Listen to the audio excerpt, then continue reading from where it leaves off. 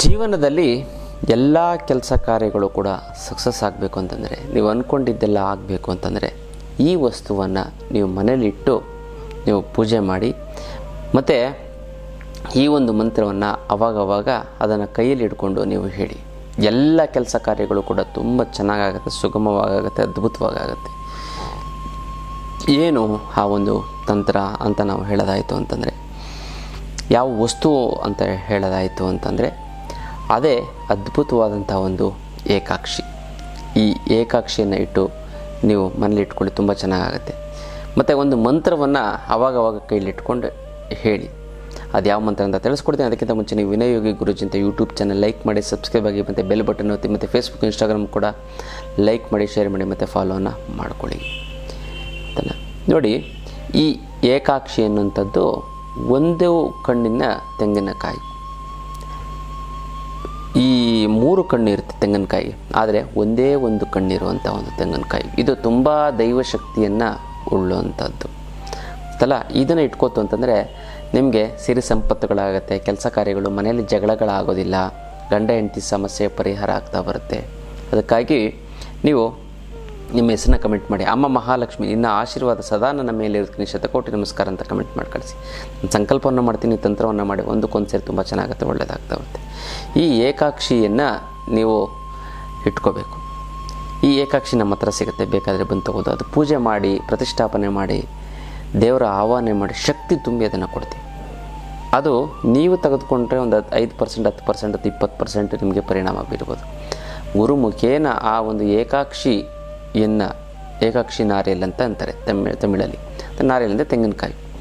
ಅದನ್ನು ನೀವು ಇಟ್ಟು ಪೂಜೆ ಮಾಡಿದ್ದೇ ಆಯಿತು ಅಂತಂದರೆ, ನೀವು ಯಾವ್ದಾದ್ರು ಒಂದು ಕೆಲಸ ಕಾರ್ಯಗಳಿಗೆ ಹೋಗಿ ಸಕ್ಸಸ್ ಆಗಬೇಕು ಅಂತಂದರೆ, ಇದರಿಂದ ಬರಬೇಕಾದ್ರೆ ದುಡ್ಡು ಬರ್ತಾ ಇಲ್ಲ ಅಂದರೆ, ಕೊಡೋರಿಗೆ ಕೊಡೋಕ್ಕಾಗ್ತಾ ಇಲ್ಲ ಅಂದರೆ, ಸಿಕ್ಕಾಪಟ್ಟೆ ಸಾಲ ಆಗಿರ್ತದೆ. ಗುರುಗಳೇ, ದುಡ್ಡು ನೀರು ಥರ ಖರ್ಚಾದ ಏನು ಮಾಡಬೇಕು ಅನ್ನೋದೇ ಗೊತ್ತಾಗ್ತಿಲ್ಲ ಅಂತ. ಇದಕ್ಕೆಲ್ಲ ಏಕೈಕ ರಾಮಬಾಣ ಅಂದರೆ ಅಷ್ಟಲಕ್ಷ್ಮಿ ಯಂತ್ರ.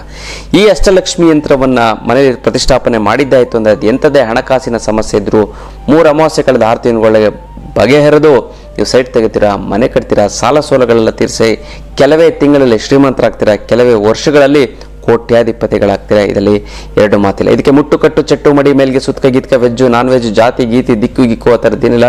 ಇಟ್ಟರೆ ಕೆಲಸ ಆಗುತ್ತೆ. ದೇವ್ರ ಮಲ್ಲಾರು ಇಡ್ಬೋದು, ಬೀರುನಲ್ಲಾರು ಇಡ್ಬೋದು. ಪ್ರತಿದಿನ ಪೂಜೆ ಮಾಡಲೇಬೇಕು ಅಂತ ಏನಿಲ್ಲ.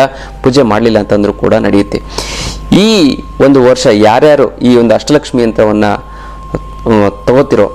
ತೆಗೆದುಕೊಂಡು ಅದು ಪ್ರತಿಷ್ಠಾಪನೆ ಮಾಡ್ತೀವಿ, ಯಾರು ತೆಗೆದುಕೊಂಡು ಒಂದು ತಟ್ಟೆ ಮೇಲೆ ಅವರೆಕಾಳು ಇಟ್ಟು, ಅವರೆಕಾಳು ಮೇಲೆ ಈ ಒಂದು ಯಂತ್ರವನ್ನು ಇಟ್ಟು ಪೂಜೆಯನ್ನು ಮಾಡಿ, ಈ ಒಂದು ಯಂತ್ರ 10 ಯಂತ್ರ ಪವರ್ ಏನಿರುತ್ತೋ ಆ ಒಂದು ಪವರ್ ಈ ಒಂದು ಯಂತ್ರದಲ್ಲೇ ಕೂಡ ನಿಮಗೆ ಬರುತ್ತೆ.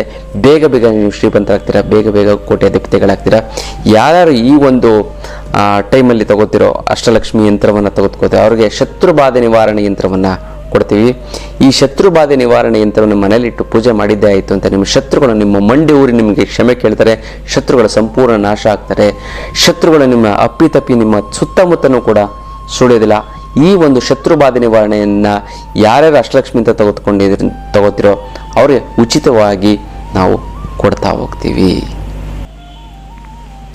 ಅದನ್ನು ಕೈಯಲ್ಲಿಟ್ಕೊಂಡು ನಾನು ಹೇಳುವಂತಹ ಒಂದು ಮಂತ್ರವನ್ನು ಹೇಳಿದ್ದೇ ಆಯಿತು ಅಂತಂದರೆ ನಿಮಗೆ ಎಲ್ಲ ಕೆಲಸ ಕಾರ್ಯಗಳು ಚೆನ್ನಾಗಾಗುತ್ತೆ. ಜೀವನದಲ್ಲಿ ಜೀವನಕ್ಕೊಂದು ಅರ್ಥ ಬರುತ್ತೆ. ನಿಮ್ಮ ಎಲ್ಲ ಕೆಲಸಗಳು ಸಂಪೂರ್ಣ ಅರ್ಧಂಬರ್ಧ ಆಗಲ್ಲ, ಚೆನ್ನಾಗಾಗುತ್ತೆ.